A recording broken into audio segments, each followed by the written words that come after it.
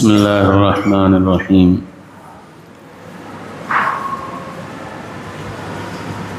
الحمد للہ وکفی وسلام علی عبادہ الذین اصطفی، اما بعد فاعوذ باللہ من الشیطان الرجیم۔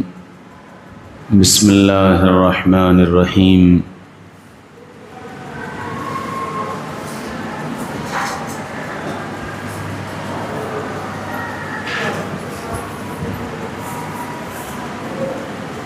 والعصر ان الانسان لفی خسر الا الذین آمنوا وعملوا الصالحات وتواصوا بالحق وتواصوا بالصبر۔ صدق اللہ العظیم۔ اللہ تعالیٰ نے قرآن پاک میں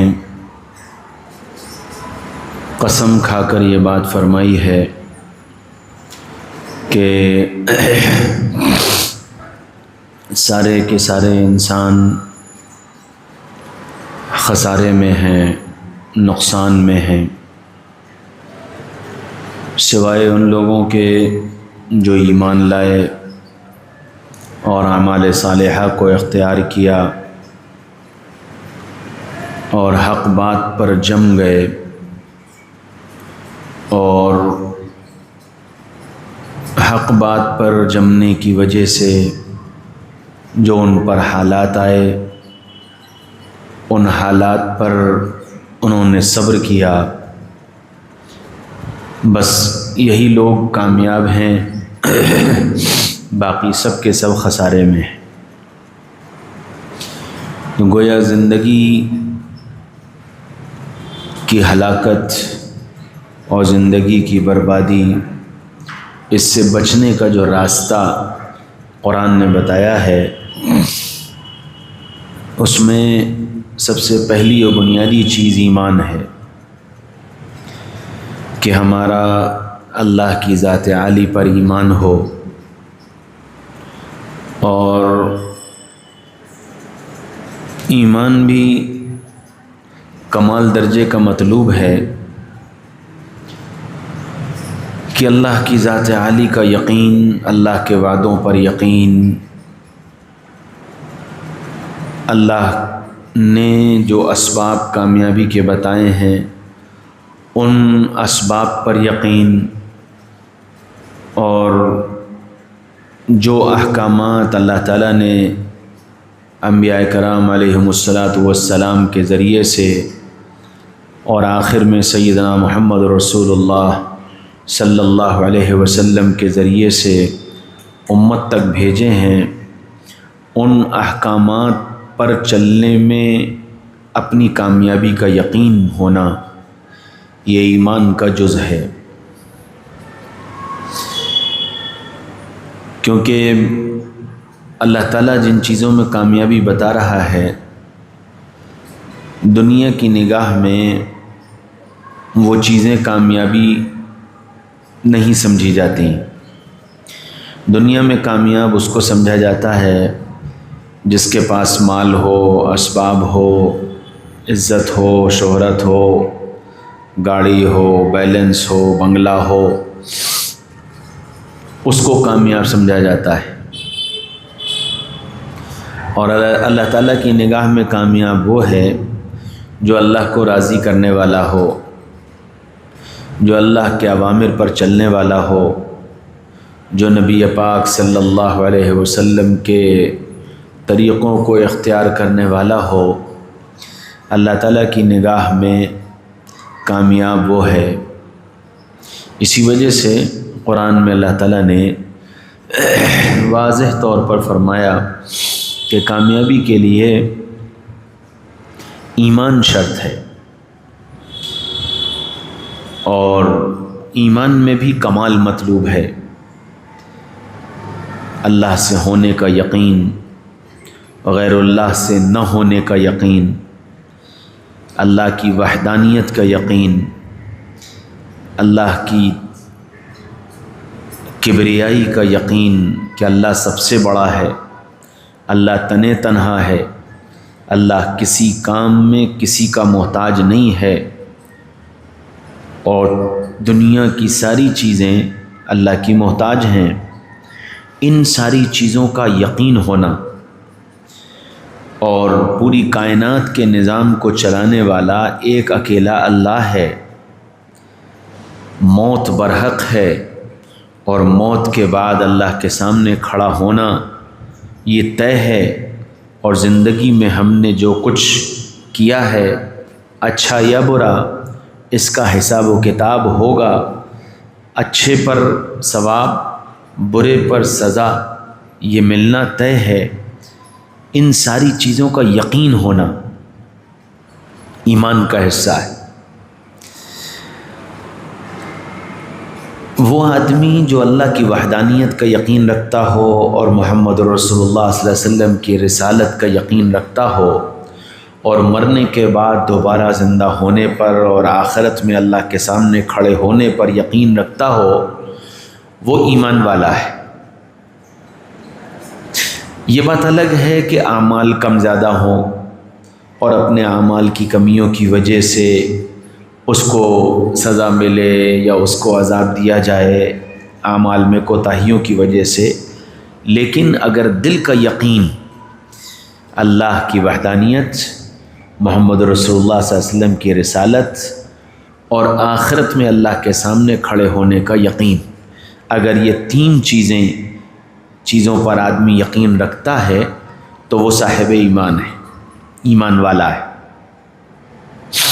عمل خراب ہو سکتا ہے کہ یقین ان ساری چیزوں پر ہو، نماز نہ پڑھتا ہو، قرآن نہ پڑھتا ہو، ذکر نہ کرتا ہو، رمضان کے روزے نہ رکھتا ہو، ممکن ہے۔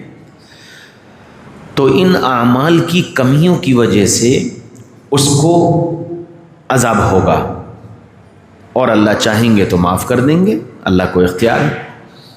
لیکن وہ جو فرمایا گیا نا کہ رائی کے دانے کے برابر بھی ایمان ہوگا تو اللہ تعالیٰ جہنم سے بچا لیں گے، وہ یہی ایمان ہے کہ ان تین چیزوں کا یقین، کہ اللہ ایک ہے، اس کا کوئی ساجی نہیں، اس کا کوئی شریک نہیں، اس کے کوئی برابر کا نہیں، اس کا کوئی ساتھی نہیں، اس کا کوئی وزیر نہیں، وہ تنہا پوری کائنات کے نظام کو چلا رہا ہے، اس بات کا یقین۔ اور محمد رسول اللہ صلی اللہ علیہ وسلم اللہ کے آخری رسول ہیں، اور اب آپ کے بعد کوئی رسول نہیں آئے گا، آپ آخری پیغام لے کر کے آئے ہیں، آخری کتاب لے کر کے آئے ہیں، آپ پر اللہ تعالیٰ نے دین کو مکمل کر دیا ہے، اب اس دین میں کوئی کمی نہیں ہوگی اور کوئی اضافہ نہیں ہوگا، اس بات کا یقین۔ اور مرنے کے بعد اللہ کے سامنے کھڑا ہونا ہے، اس بات کا یقین۔ یہ تین چیزیں ہیں بنیادی طور پر، جن کو ہم ایمان مفصل میں کہتے ہیں، آمنت باللہ و ملائکتہ و کتبہ و رسلہ والیوم الآخر والقدر خیرہ و شرہ من اللہ تعالی والبعث بعد الموت، یہی ساری چیزیں، اللہ پر ایمان، فرشتوں پر ایمان، رسولوں پر ایمان، کتابوں پر ایمان، آخرت کے دن پر ایمان، اور مرنے کے بعد دوبارہ زندہ ہونے پر ایمان۔ اور جو کچھ فیصلے ہو رہے ہیں وہ ہمارے حق میں اچھے ہو رہے ہوں یا ہمارے حق میں برے ہو رہے ہوں، وہ اللہ کی طرف سے ہے، ہمارے مزاج کے مطابق، ہماری دعاؤں کے مطابق، ہماری سوچ کے مطابق اللہ نے فیصلہ کر دیا، وہ بھی اللہ کی طرف سے ہے۔ ہمارے مزاج کے خلاف، ہماری دعاؤں کے خلاف، ہماری مرضی کے خلاف اللہ نے کوئی فیصلہ کر دیا، وہ بھی اللہ کی طرف سے ہے۔ والقدر خیرہ و شرہ من اللہ تعالی، سب اللہ کی طرف سے۔ اس بات کے یقین کا نام ایمان ہے، اور گویا روزانہ ہم کو اپنے اس ایمان کی تجدید کرنا چاہیے۔ لا الہ الا اللہ محمد الرسول اللہ، اس یقین کے ساتھ کہ اللہ کے علاوہ کوئی معبود نہیں، اور محمد صلی اللہ علیہ وسلم آخری رسول ہیں، اب آپ کے بعد کوئی رسول نہیں آئے گا، کسی بھی شکل سے نہیں آئے گا، آپ آخری رسول ہیں، آپ پر نبوت کا دروازہ بند ہو گیا۔ ما کان محمد ابا احد من رجالکم ولکن رسول اللہ وخاتم النبیین، کہ محمد صلی اللہ علیہ وسلم اللہ کے رسول ہیں اور آپ پر نبوت کو ختم کر دیا گیا، اب کوئی نبی نہیں آئے گا دنیا میں، اس بات کا یقین ہونا۔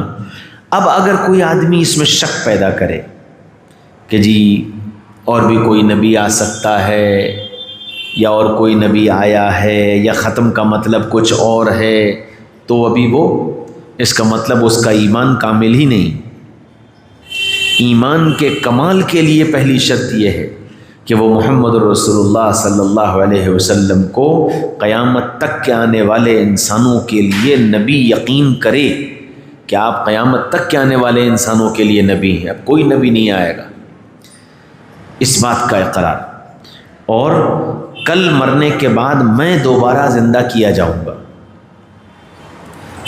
قرآن پاک میں جب مشرکین نے یہ سوال کیا کہ وَضَرَبَ لَنَا مَثَلًا وَنَسِيَ خَلْقَهُ قَالَ مَنْ يُحْيِي الْعِظَامَ وَهِيَ رَمِيمٌ، ایک غیر ایمان والا آیا اور اس نے ایک ہڈی اٹھائی، انسان کی پرانی بوسیدہ ہڈی اٹھائی اور اٹھا کر کے حضور اقدس صلی اللہ علیہ وسلم کے سامنے اس ہڈی کو یوں چورا چورا کرنے لگا اور اس ہڈی کا چورا ہوا میں اڑنے لگا اور یوں کہنے لگا من یحیی العظام وہی رمیم، ان ہڈیوں کو کون زندہ کرے گا جو بوسیدہ ہو کر ہوا میں اڑ گئی؟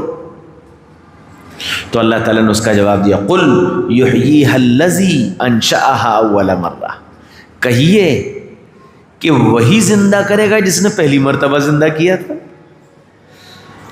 بھائی جب انسان پہلے بنا تو کہاں سے بنا؟ مٹی سے بنا، پانی سے بنا، ہوا سے بنا، ہاں، اور پتہ نہیں کہاں کہاں سے اس کے ذرات کو اللہ تعالیٰ نے سمیٹا۔ اللہ تعالیٰ نے جس پانی کے قطرے سے انسان کو بنایا وہ پانی کا قطرہ کہاں کہاں سے سمیٹ کر کے تیار کیا گیا۔ جب وہ اللہ، جب تمہارا کوئی نقشہ نہیں، تمہارا کوئی سانچہ نہیں، تمہارا کوئی وجود نہیں، اور اللہ تمہیں وجود میں لے آیا، تو پھر اللہ کے لیے یہ کون سا مشکل کام ہے کہ دوبارہ تم کو وجود میں لے آئے۔ قل یحییھا الذی انشأھا اول مرہ وہو بکل خلق علیم، وہ ساری کائنات کے پیدا کرنے پر قادر ہے اور جانتا ہے، اس کو سب معلوم ہے، کب کہاں کون کس طرح اڑ گیا، چلا گیا، جل گیا، بہہ گیا، دفن ہو گیا، سب اللہ جانتا ہے۔ جب اللہ تعالیٰ سمیٹنے کا ارادہ کریں گے تو اللہ تعالیٰ سمیٹ لیں گے۔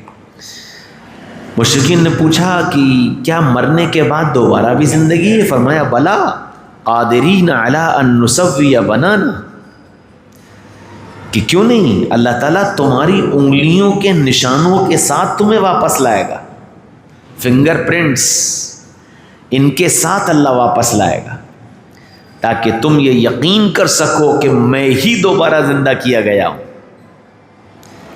آج دنیا میں ایک تھیوری ہے، ایک سوچ ہے پنرجنم کی، کہ جی آدمی جو ہے وہ دوبارہ جنم لیتا ہے، لیکن اس کو بالفرض والمحال مان بھی لیا جائے تو کیا کسی پنرجنم والے کو یہ معلوم ہے کہ اس نے پہلے کیا کیا تھا؟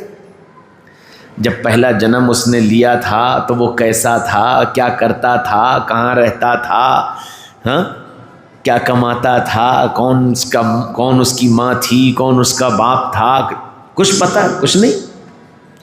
اللہ کیا کہہ رہا ہے؟ اللہ یہ کہہ رہا ہے میں تم کو وجود اس طرح بخشوں گا کہ خود تم بھی یہ پہچان لوگے کہ ہاں میں دوبارہ زندہ کیا گیا ہوں۔ اور دلیل کیا ہے؟ نسویہ بنانا، تمہاری انگلیوں کے فنگر پرنٹس، ان کو میں واپس لوٹاؤں گا، جو تمہارے ہیں تمہیں ہی ملیں گے، کسی اور کو نہیں ملیں گے۔ اس بات کا یقین ہونا کہ مرنے کے بعد میں دوبارہ زندہ کیا جاؤں گا اور اس زندگی میں مجھ سے حساب و کتاب لیا جائے گا۔ مالک یوم الدین، وہ بدلے کے دن کا مالک ہے، وہ میرے ایک ایک عمل کا بدلہ مجھے دے گا۔ میں اس دنیا میں رہ کر جو اچھے کام کر رہا ہوں مجھے اس پر اجر ملے گا، اور مجھ سے جو گناہ ہو گئے اگر میں نے توبہ نہیں کی تو ان گناہوں کی مجھے سزا ملے گی۔ جنت برحق ہے، جہنم برحق ہے، اللہ کا عذاب برحق ہے، اور اللہ کے انعامات برحق ہیں۔ اس بات کا یقین ہونا، موت کے بعد کی زندگی۔ باطل کا نظریہ یہ ہے کہ مر گئے، مٹی میں مل گئے، آگ میں جل گئے، پانی میں بہہ گئے، ختم ہو گئے اور یہ دنیا ختم۔ اگر تم اچھے ہو تو اسی دنیا میں اس کا بدلہ ہے، اگر تم برے ہو تو اسی دنیا میں اس کا بدلہ ہے۔ باطل کا نظریہ یہ ہے۔ اسلام یہ نظریہ پیش کرتا ہے کہ نہ، اگر تم اچھے ہو تو اس کا بدلہ بھی آخرت میں ہے، اور اگر تم برے ہو تو اس کا بدلہ بھی آخرت میں ہے۔ دنیا بدلے کی جگہ نہیں ہے۔ ہاں کبھی کبھی اللہ تعالیٰ دنیا میں، وہ انگریزی زبان میں کہتا ہے ٹریلر دکھا دیتا ہے، اچھائی کا، برائی کا، کہ تم نے اچھا کیا تو تمہارے سامنے فوراً کوئی اچھی چیز آ گئی، تم نے برا کیا تو فوراً تمہارے سامنے اس برائی کا کوئی اثر آ گیا۔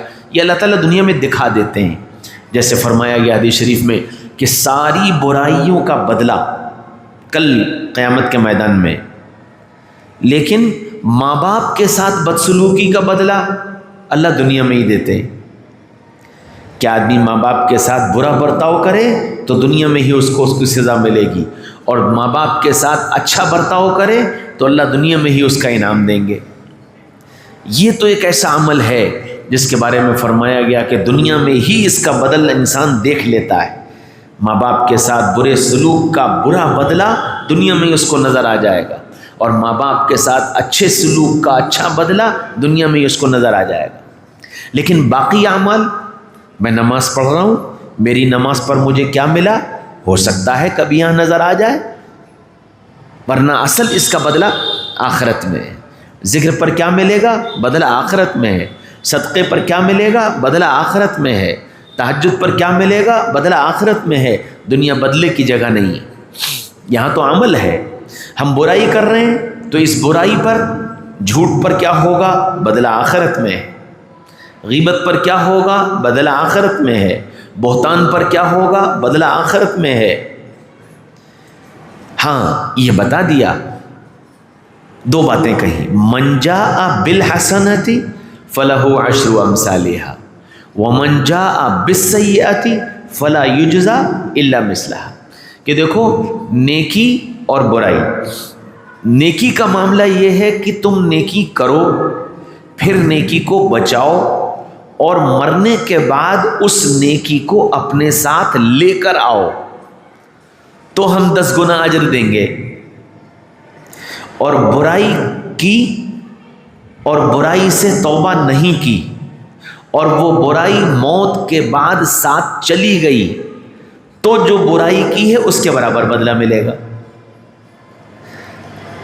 اگر برائی سے توبہ کر لی ہے تو اللہ معاف کر دیں گے، اور نیکیاں جو کی ہیں ان کو بچانا ہے کہ یہ نیکیاں بچ جائیں، کیونکہ انسان جیسے نیکیاں کرتا ہے ایسے ہی نیکیاں ضائع بھی ہو جاتی ہیں۔ نماز پڑھی اس لیے کہ لوگ مجھے نمازی سمجھیں، حج کرنے گیا اس لیے کہ لوگ مجھے حاجی سمجھیں،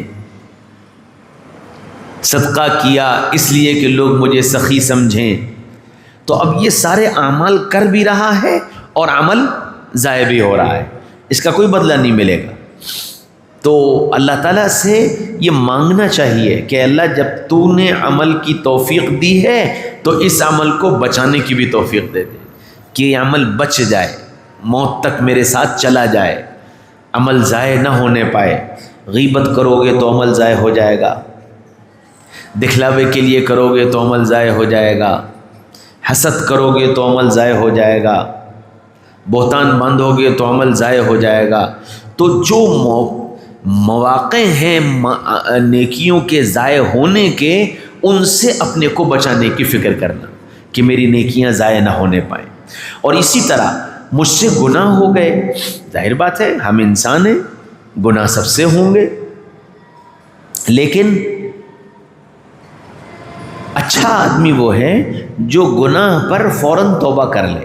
خیر الخطائین التوابون، تم میں بہترین گناہ گار وہ ہے جو فوراً اللہ سے توبہ کرنے والا ہو. اچھا توبہ جو ہے وہ صرف زبان سے بول دینے کا نام نہیں ہے، یا اللہ میری توبہ، یا اللہ میری توبہ، یا اللہ میری توبہ، استغفر اللہ استغفر اللہ، اس کا نام توبہ نہیں ہے. توبہ نام ہے دل کے ارادے کا، کہ دل سے یہ ارادہ کرے کہ اللہ اب یہ گناہ نہیں کروں گا، اب یہ گناہ نہیں کروں گا. تو اکثر میں عرض کرتا ہوں کہ سارے گناہ نہیں چھوٹ رہے ہیں، ایک ایک کر کے چھوڑ لے، ایک ایک کر کے چھوڑ لے، تھوڑے تھوڑے وقت کے لیے چھوڑ دے انشاءاللہ. اچھا ایک گناہ چھوڑنا آسان ہے کہ بھائی چلو ٹھیک ہے یہ کام نہیں کریں، ایک گناہ چھوڑ دے تو اللہ تعالیٰ اس گناہ سے بچا لیں گے. ایسے ہی آہستہ آہستہ زندگی سے گناہ نکل جائیں گے. ایک جو سب سے خطرے کی چیز ہوتی ہے وہ یہ ہوتی ہے کہ آدمی گناہ کو ثواب کی چیز سمجھ کر رہا ہو. یہ سب سے خطرناک مرحلہ ہوتا ہے، کیونکہ جس گناہ کو ثواب سمجھ کر کرے گا اس سے توبہ نہیں کرے گا. ثواب سمجھ رہا ہے تو توبہ کیوں کرے گا؟ تو وہ سب سے خطرناک چیز ہے کہ گناہ کو ثواب کی چیز سمجھ کر کرنا. اس لیے ہم کوئی بھی کام کریں تو معلوم کریں کہ بھئی یہ جو کام ہم کر رہے ہیں کیا واقعتاً یہ نیکی ہے یا ہم اسے نیکی سمجھ رہے ہیں. کیونکہ بہت ساری چیزیں ایسی ہوتی ہیں جسے ہم نیکی سمجھ رہے ہوتے ہیں اور اللہ کی نگاہ میں وہ نیکی نہیں ہوتی. بعض مرتبہ وہ گناہ ہوتا ہے اور اس کو چونکہ ہم نے گناہ نہیں سمجھا تو توبہ کی بھی توفیق نہیں ہوئی، توبہ کا ارادہ بھی نہیں ہوا، ہم نے توبہ بھی نہیں کی اور وہ گناہ ساتھ چلا گیا. اس لیے کسی بھی کام کو کرتے وقت قرآن حکم دیتا ہے فَاسْأَلُوا أَهْلَ الذِّكْرِ إِن كُنتُمْ لَا تَعْلَمُونَ، تم نہیں جانتے ہو تو جاننے والوں سے پوچھو کہ بھئی یہ جو کام میں کر رہا ہوں یہ ثواب ہے یا گناہ ہے. یہ پوچھو، پوچھ کر کے کام کرو تو اللہ تعالیٰ گناہ سے بچا لے گا. اچھا انسان ہے گناہ ہوگا تو کیا فرمایا؟ نبّ عبادی انی انا الغفور الرحیم، میرے بندوں کو بتا دو میں بہت معاف کرنے والا ہوں. تو توبہ روزانہ رات کو سوتے وقت سچے دل سے توبہ کرنی چاہیے، سچے دل سے کہ اللہ اب میں گناہ نہیں کروں گا. اور پھر دن بھر اپنے کو گناہ سے بچانے کی کوشش کرنی چاہیے. رات کو سچے دل سے توبہ کرنی چاہیے اور دن بھر اپنے کو گناہ سے بچانے کی کوشش کرنی چاہیے. پھر اس میں غفلت آ گئی اور پھر اس میں شیطان حاوی ہو گیا اور پھر ہم سے وہ گناہ ہو گیا تو پھر دوبارہ توبہ کرے.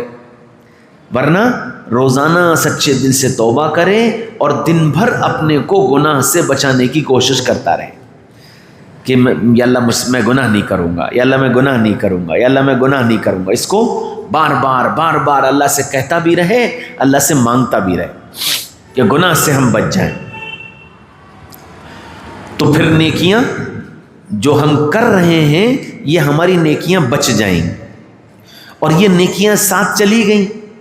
من جاء بالحسنہ، جو نیکیاں لے کر آ گیا تو اس کو ہر نیکی پر 10 گنا کا تو اللہ نے وعدہ کر لیا کہ 10 گنا دیں گے. اور ایک روایت یہ ہے کہ 10 گنا دنیا میں دیں گے اور آخرت وہ قرآن کی دوسری آیت مثل الذین ينفقون اموالهم فی سبیل اللہ کمثل حبۃ انبتت 7 سنابل فی کل سنبلۃ 100 حبہ، کہ اللہ کے راستے میں خرچ کرنے کی مثال ایسی ہے جیسے کسی نے زمین میں ایک دانہ ڈالا اور اس ایک دانے میں 7 بالیں نکلیں اور ہر بال میں 100 دانے نکلے تو 700 ہو گئے. پھر آگے فرمایا واللہ یضاعف لمن یشاء، اللہ جتنا چاہیں گے بڑھاتے چلے جائیں گے. اچھا سوچنے والی بات ہے کہ اللہ نے یہ جو فضیلت بیان کی یہ مال خرچ کرنے پر کی ہے، تسبیح پڑھنے پر نہیں کی. تسبیح پڑھنے پر، تہجد پڑھنے پر، قرآن پڑھنے پر یہ فضیلت اللہ نے قرآن میں ذکر نہیں کی. دینے کو تو اللہ جو چاہے دے دے، جتنا چاہے دے دے، لیکن مال خرچ کرنے پر اللہ نے یہ فضیلت آن ریکارڈ بیان کی. کیوں؟ 2 وجہوں سے.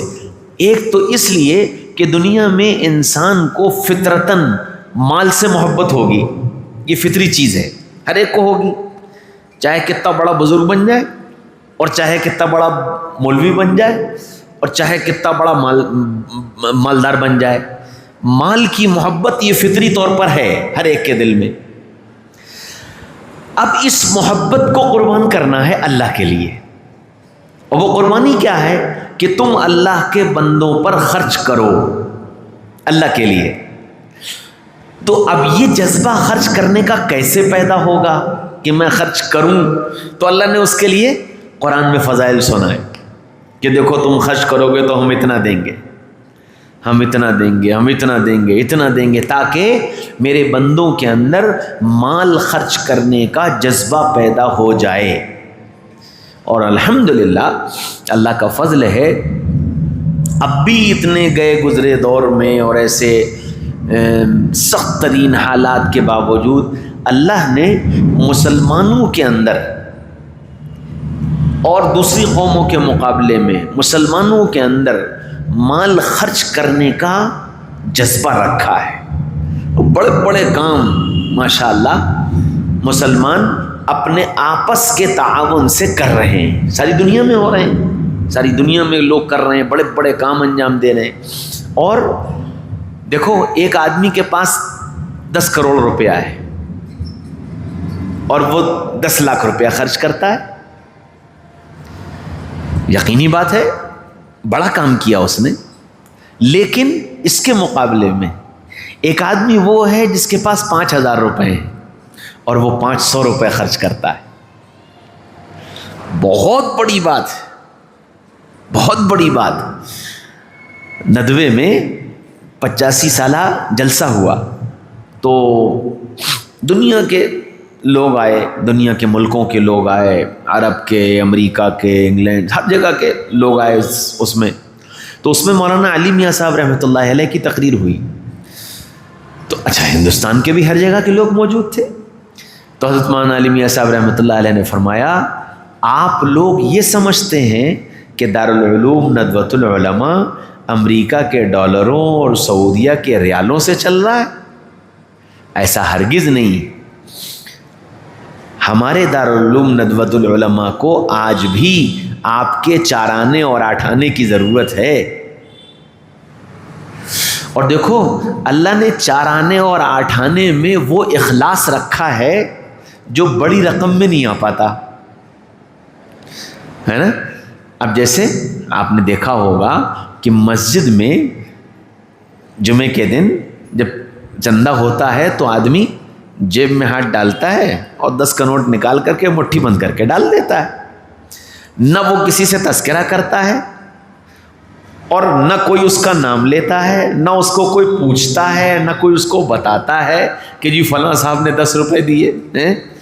اچھا اس میں ایک آدمی آئے کہ جی مسجد میں کولر میں دے دوں گا. اوہو ماشاء اللہ بھائی صوفی صاحب نے کولر دینے کے لیے کہا ہے، بڑے سخی آدمی ہیں. تو فوراً تذکرہ آئے گا اور اس تذکرے کے نتیجے میں صوفی صاحب کا سینہ 56 انچ کا ہو جائے گا. ماشاء اللہ میری سخاوت کا ڈنکا بج گیا. تو اصل مسئلہ یہ ہے کہ ہم جو اللہ نے جو ہماری سطح بنائی ہے، ہم جس سطح کے، ہم 10 روپے کی سطح کے، ہم 10 روپے خرچ کرنے والے بن جائیں. ہم 50 روپے کی سطح کے، ہم 50 روپے خرچ کرنے والے بن جائیں. ہم 100 روپے کی سطح کے، ہم 100 روپے خرچ کرنے والے بن جائیں.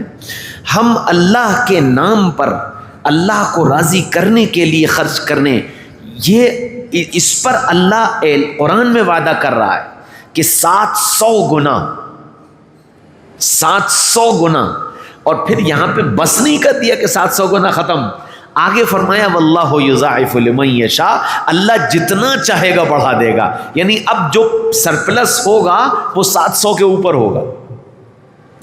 یہ ترغیب ہے کہ ہم اللہ کے نام پر خرچ کرنے والے بن جائیں۔ پھر کیا خرچ کریں؟ اس کو اللہ نے دوسری جگہ فرمایا وَمِمَّا رَزَقْنَاهُمْ يُنْفِقُونَ، ہم نے جو تم کو دیا ہے، یہاں خالی مال بھی نہیں ہے، یہاں پر مال کی بھی شرط نہیں ہے، جو تم کو ملا ہے اسے خرچ کر دو۔ مال ہے مال خرچ کر دو، جان ہے جان خرچ کر دو، صلاحیت ہے صلاحیت خرچ کر دو، علم ہے علم خرچ کر دو، اخلاق ہے اخلاق خرچ کر دو، خوش مزاجی ہے خوش مزاجی خرچ کر دو، مسکراہٹ ہے مسکراہٹ خرچ کر دو، جو تمہارے پاس ہو۔ اب ظاہر بات ہے اب اس میں کوئی غریب بھی نہیں بچے گا، فقیر سے فقیر آدمی بھی نہیں بچے گا، جو ہفتے بھر کے فاقے سے بھی زندگی گزار رہا وہ بھی نہیں بچے گا۔ مسکراہٹ خرچ کرنے میں کیا جا رہا ہے؟ اچھے اخلاق سے پیش آنے میں کیا جا رہا ہے؟ میٹھے بول بول دینے میں کیا جا رہا ہے؟ ہاں؟ جو اللہ نے تم کو دیا ہے اس کو خرچ کرو اللہ کی رضا کی نیت سے۔ اللہ تعالیٰ نے دین کی سمجھ دی ہے، اللہ کے بندوں کو اللہ کی بات بتا دو، اس میں تمہارا کیا جا رہا ہے، کیا خرچ ہو رہا ہے تمہارا؟ لیکن قرآن کا حکم ہے وَمِمَّا رَزَقْنَاهُمْ، جو دیا، اور جس جگہ پر ہو تم، جس جگہ پر ہو اس جگہ پر جو تمہاری ذمہ داری ہے، جس پوزیشن کے تم مالک ہو اس پوزیشن پر اپنے آپ کو اللہ اور اس کے رسول کا نمائندہ بنا کر پیش کر دو۔ وَمِمَّا رَزَقْنَاهُمْ يُنْفِقُونَ۔ تو دیندار ہونے کا مطلب یہ نہیں ہے کہ سب چھوڑ کے آ جاؤ۔ جیسے ایک جگہ ہم گئے تو ان کہا کہ صاحب وہ ہمارا لڑکا جو ہے وہ ڈاکٹر ہے اور اب میں نے سوچا ہے کہ میں ڈاکٹری چھوڑ دوں گا اور اب میں عالم بنوں گا۔ تو ہم نے کہا نہیں بھائی، اسلام یہ نہیں چاہتا ہے کہ تم ڈاکٹری چھوڑ کر کے عالم بن جاؤ، اسلام یہ چاہتا ہے کہ تم ڈاکٹری میں اسلام زندہ کر دو۔ تمہارے پاس جو مریض آئیں ان کو تم بتاؤ کہ مسلمان ڈاکٹر کیسا ہوتا ہے، تم وہاں پر اسلام کے ریپریزنٹیٹو بنو، اسلام کے نمائندے بنو۔ تم وکیل ہو، وکالت چھڑوانا مقصود نہیں ہے، مقصود یہ ہے کہ تم عدالت میں اسلام کے نمائندے بنو۔ تم ٹیچر ہو، تمہاری ٹیچنگ چھڑوانا مقصود نہیں ہے، تم اپنے بچوں کے سامنے، اسکول کے اسٹاف کے سامنے اپنے کو اسلام کا نمائندہ بنا کر پیش کرو کہ مسلمان کیسا ہوتا ہے، محمد رسول اللہ صلی اللہ علیہ وسلم کیا اسلام سکھا کر گئے، کون سی تعلیمات دے کر کے گئے۔ یعنی ہم جہاں ہیں، ایک آدمی بزنس مین ہے، بڑا بزنس کرتا ہے، امپورٹ ایکسپورٹ کرتا ہے، تو اب اسلام یہ نہیں کہتا ہے کہ تم اپنا بزنس سمیٹ دو، نہیں، تم جہاں ہو، تم جس ملک میں ہو، جس علاقے میں ہو، تم جہاں بزنس کر رہے ہو وہاں دنیا کو یہ بتاؤ کہ اسلام کا نمائندہ اور ایک اسلامی بزنس مین کیسا ہوتا ہے، ایک مسلمان بزنس مین کیسا ہوتا ہے، اس کی نظیر اپنے آپ کو بنا کر پیش کرو۔ اسلام یہ چاہتا ہے، اللہ یہ چاہتا ہے، نبی یہ چاہتے ہیں کہ تم جہاں ہو وہاں اپنے آپ کو اس لائن میں اسلام کا نمائندہ بنا کر پیش کر دو۔ یہ مطالبہ ہے۔ تو ہم نے جو تم کو دیا ہے اس کو خرچ کرو، علم ہو، مال ہو، صلاحیت ہو، اخلاق ہو، کردار ہو، جو چیز اللہ نے تم کو دے دی اس کو اللہ کی رضا کے لیے خرچ کرنا کہ اللہ راضی ہو جائے۔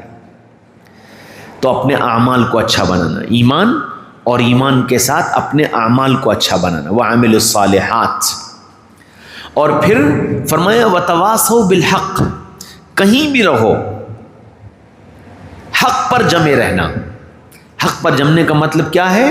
ایمان پر جمے رہنا، ایمان کا سودا مت کرنا، کیونکہ دنیا میں ایسے حالات آئیں گے، ایسی چیزیں آئیں گی جب تم کو حق سے ہٹنے کے لیے مجبور کیا جائے گا، حق چھوڑنے کے لیے مجبور کیا جائے گا، طرح طرح کی شکلیں لائی جائیں گی۔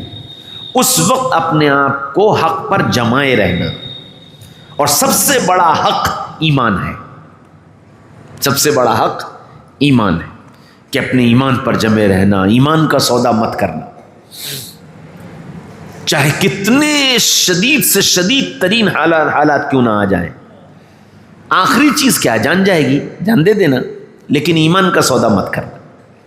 وَتَوَاصَوْا بِالصَّبْرِ، اور اس حق پر جمنے کے لیے جو مشکل سے مشکل ترین حالات آئیں ان پر صبر کرنا، اللہ تعالیٰ تم کو دنیا اور آخرت میں کامیابی دے دے گا۔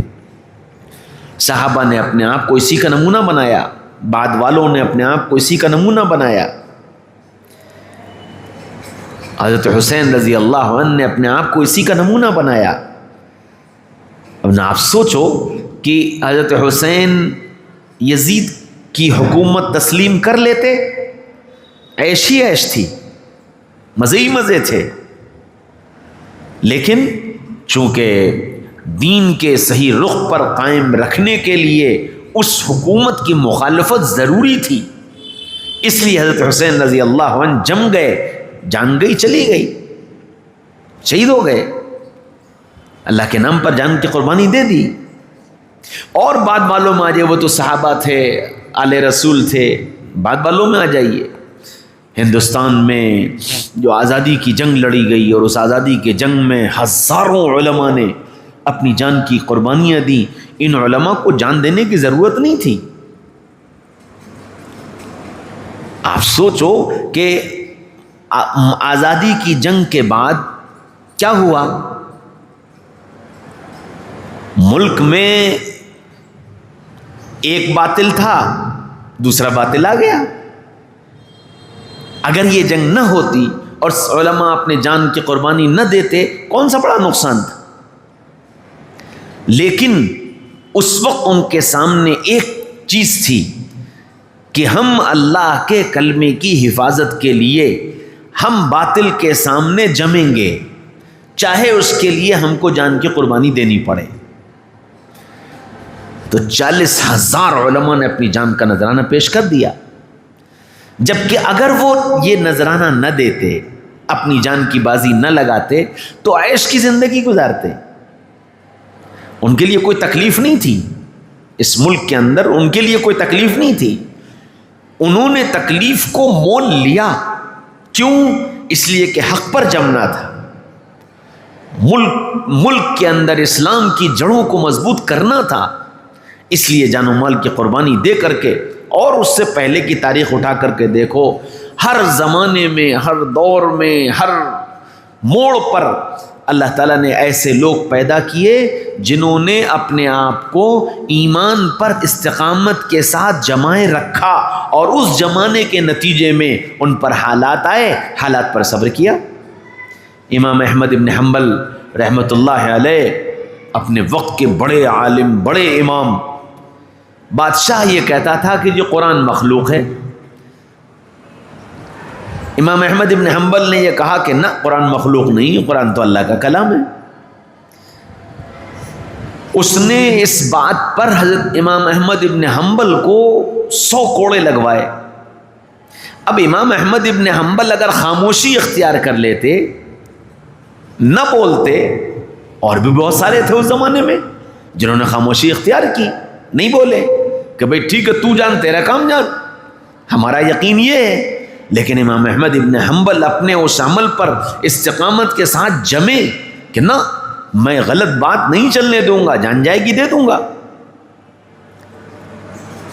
تو یہ سینکڑوں ایسے حالات آئے جب لوگوں نے اپنے آپ کو حق پر استقامت کے ساتھ جمایا ہے، اور اس جمنے کے نتیجے میں جو ان پر حالات آئے، مصیبتیں آئیں، پریشانیاں آئیں، ان مصیبتوں اور پریشانیوں پر صبر کیا، اللہ نے ان کو دنیا کے لیے نمونہ بنا دیا، اللہ نے انہیں کامیاب کر دیا۔ تو قرآن اسی کا ہم سے بھی مطالبہ کرتا ہے کہ ایمان، اعمال صالحہ، حق پر جمنا، اور حق پر جمنے کی وجہ سے آنے والے حالات پر صبر کرنا، کہ یہ اگر استقامت کے ساتھ اختیار کیا جائے گا تو اللہ تعالیٰ دنیا بھی بنا دیں گے اور آخرت بھی بنا دیں گے۔ تو ہم سب کو انہی چیزوں کی فکر کرنی چاہیے کہ اللہ تعالیٰ ایمان کا جو درجہ اللہ کو مطلوب ہے اور جیسا ایمان اللہ چاہتے ہیں وہ ایمان اللہ ہمیں عطا فرما دے، اور اس ایمان کو بنانے کی فکر کرنا چاہیے کہ ہمارا وہ ایمان بنے جو ایمان ہم کو حق پر جمنے کی طاقت عطا کر دے، وہ ایمان جو ہم کو صبر اور ہمت اور برداشت کی طاقت دے دے۔ ایسا ایمان اللہ تعالی ہمیں دے دے، اور اس ایمان کو بنانے کے لیے محنت کرنا، فکر کرنا، اپنے جان و مال کو لگانا کہ ہمارا ایمان ایسا بنے، اور پھر اس ایمان کے مطابق اپنے اعمال کو بنانے کی فکر کرنا۔ ایک ایک عمل، نماز ہے، روزہ ہے، زکوٰۃ ہے، حج ہے، جان و مال کی قربانی ہے، اچھے اخلاق ہیں، اچھی معاشرت ہے، اچھا کردار ہے، ساری چیزوں کو اس اعتبار سے اپنے اعمال کو اچھا بنائے، ایک ایک عمل پر غور کرتا جائے اور اس عمل کو اچھا بناتا جائے۔